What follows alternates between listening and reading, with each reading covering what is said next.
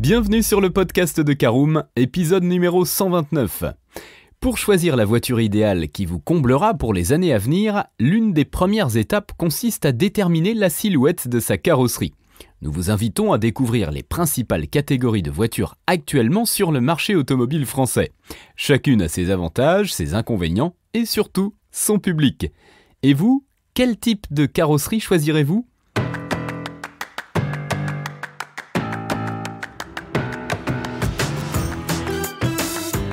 Bonjour et bienvenue dans un nouvel épisode du podcast de Caroom, le podcast dans lequel on vous partage notre expertise dans le domaine de l'automobile. Mandataires, voitures neuves et d'occasion, importation, démarches administratives, essais, bons plans et nouveautés, on décortique tous les sujets ensemble pour répondre au mieux à toutes vos questions sur l'automobile. Caroom, c'est un comparateur de voitures neuves, d'occasion et de leasing, mais aussi un guide d'achat qui vous accompagne et vous conseille dans toutes vos démarches automobiles. Bonjour à tous et ravi de vous retrouver pour le numéro 129 de votre podcast automobile préféré. Au sommaire, nous parlerons en première partie des familiales, en deuxième partie les compacts, en troisième partie les citadines, en quatrième partie les voitures plaisir, en cinquième partie les utilitaires et nous terminerons en sixième partie par l'essentiel à retenir de ce podcast. Je vous propose tout de suite d'ouvrir notre première partie consacrée aux voitures familiales. Alors la voiture familiale est souvent l'auto principale d'un foyer. Habitable, modulable et pratique, elle convient aussi bien pour partir en vacances que pour aller au travail. Les professionnels apprécient aussi ce type de véhicule pour le bon niveau de confort. À ce sujet, il existe plusieurs types de voitures familiales que vous pourrez choisir lors de l'achat. La traditionnelle, c'est la berline routière tricorps. Cette berline affiche une ligne élégante tout en ayant un coffre isolé de l'habitacle. Les familles ont parfois préféré le break pour son plus grand volume de coffre. Au début des années 2000, le monospace s'est imposé pour ses aspects pratiques. Si les familles étaient la clientèle cible, les personnes âgées y ont également trouvé leur compte grâce à la position de conduite surélevée et l'assise confortable. Les ludospaces qui disposent souvent d'un grand coffre et de portes latérales coulissantes à l'arrière perdent peu à peu des volumes de vente malgré un rapport prix-habitabilité imbattable. Enfin, depuis quelques années, les SUV inondent nos routes. Ils sont appréciés à l'unanimité aussi bien du côté des particuliers que des professionnels. Style baroudeur robuste, bonne habitabilité, position de conduite surélevée sont les clés du succès. Pour celles et ceux qui auraient réellement besoin de performance tout-terrain, c'est dans cette catégorie que l'on trouve la plupart des véhicules 4x4. Allez, on ouvre notre deuxième partie sur les compacts. Les voitures compactes sont toujours très appréciées pour leur bon rapport prix-prestation. Elles offrent une excellente polyvalence dans un format plus contenu que les familiales. Nous y trouvons donc des berlines compactes bicorps, souvent avec un haillon pour faciliter le chargement du coffre. Ces dernières permettent de voyager confortablement à 4. Les breaks compacts qui dérivent des berlines compactes sont pratiques pour voyager plus sereinement sans pour autant devoir rogner sur les bagages. Dans cette catégorie, vous pouvez aussi choisir les crossovers. Il s'agit d'une carrosserie hybride à mi-chemin entre le SUV et le monospace, un look baroudeur dans un format adapté à la famille. Le succès à l'achat de ces modèles est impressionnant puisqu'ils remplacent peu à peu les compacts traditionnels. Troisième partie, les citadines. Faciles à garer, économiques, peu énergivores, nombreux sont les atouts des citadines. Dans cette catégorie de voitures, on accède à un large choix de petites voitures dépassant à peine les 4 mètres de long. Ce sont des voitures qui s'assument pleinement et pour lesquelles les constructeurs ont fait de sérieux efforts en termes de confort et de prestations. Le design des mini-citadines et citadines est plus tendance qu'il n'a jamais été.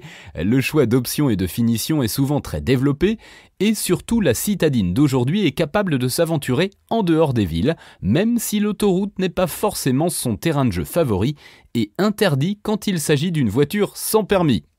Quatrième catégorie, les voitures plaisir. L'automobile n'est pas toujours rationnel ni raisonnable en effet, puisqu'il est bon que la passion l'emporte parfois sur la raison. Les constructeurs automobiles ne délaissent pas leur modèle plaisir. C'est ainsi que l'on retrouve la catégorie des coupés et des cabriolets. Moins pratiques que les berlines, ces carrosseries restent cependant toujours aussi plaisantes à conduire et à choisir. N'oublions pas la catégorie des hot hatch, il s'agit des versions survitaminées des citadines et berlines compactes. Celles-ci disposent souvent de moteurs atteignant les 250 à 300 chevaux, avec un châssis plus affûté, des suspensions plus fermes et un look plus plus démonstratif. 5e catégorie, les utilitaires. Si certaines voitures mettent la conduite au centre de leurs priorités, d'autres la laissent de côté pour se concentrer sur tout le reste, en particulier les aspects pratiques. Volume de chargement optimisé, structure pensée pour être aussi robuste que possible, fiabilité éprouvée, il s'agit bien entendu des utilitaires. Si la première silhouette venant en tête à la lecture de ce mot sont les fourgons et camionnettes, cela est parfaitement normal puisqu'il s'agit des plus prisés par les professionnels. Toutefois, d'autres variantes existent, comme celle des pick-up, particulièrement prisées par les artisans et les PME. Ces véhicules ont aussi pu s'ouvrir à un large public, à savoir la clientèle de particuliers à la recherche d'un véhicule de loisir passe-partout, s'adaptant à tout type d'utilisation. Grâce à leur habitacle confortable, leur mécanique indestructible, leur benne spacieuse et insalissable, ou encore leurs excellentes capacités tout-terrain, il est certain que les pick-up ne manquent pas d'arguments pour convaincre. Voilà, c'est l'heure de l'essentiel à retenir de ce podcast. Le marché automobile tel que nous le connaissons aujourd'hui continue sa mutation. Les besoins évoluent et les offres des constructeurs également. Des segments à succès sont aujourd'hui poussés vers la sortie. C'est par exemple le cas des compacts à 3 portes qui sont quasiment inexistantes de nos jours. En revanche, les véhicules surélevés comme les crossovers et SUV continuent de séduire toujours plus d'automobilistes. D'une manière générale, les voitures se rationalisent. Bon nombre de personnes privilégient un modèle au look sportif ou baroudeur à un véritable véhicule de franchissement ou de sport. Ces tendances se vérifieront certainement dans les années à venir. Verrons-nous apparaître de nouvelles catégories de voitures ? Rien n'est impossible puisque les constructeurs continuent d'expérimenter de nouveaux types de carrosseries avec parfois plus ou moins de succès.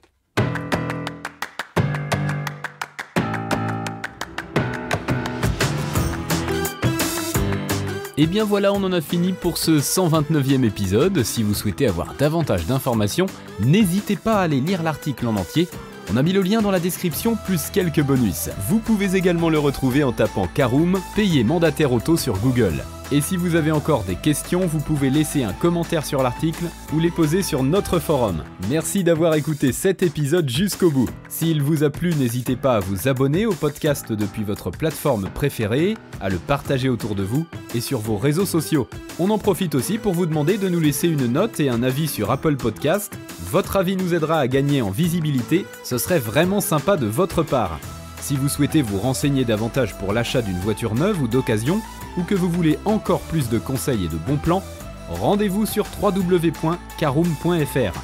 Si vous avez encore des questions, des remarques ou des recommandations, n'hésitez pas à nous contacter sur nos réseaux sociaux. Merci encore et à bientôt pour de nouveaux épisodes du podcast de Caroom.